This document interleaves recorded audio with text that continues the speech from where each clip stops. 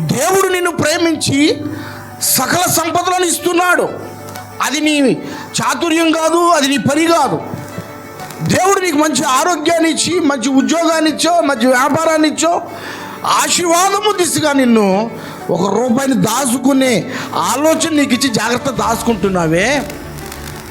పేదల మీద చిన్న చూపు ఎందుకు నీకు? సంపాదించుకుంటున్నాడు కానండి, వారు సంపాదించుకుంటున్నారు కానండి, పేదలమైన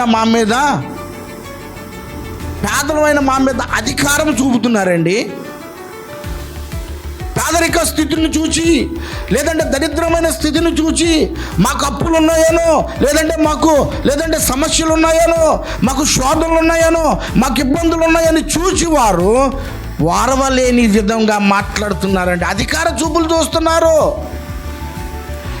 లేదంటే వారు డబ్బు కలిగిన వారు కాబట్టి, వారు సంపద కలిగిన వారు కాబట్టి, వారు ఆస్తు కలిగిన వారు కాబట్టి వారు అటువంటి చూపులు చూసి మమ్మల్ని చిన్నతనముగా చూస్తున్నారు. చాలామంది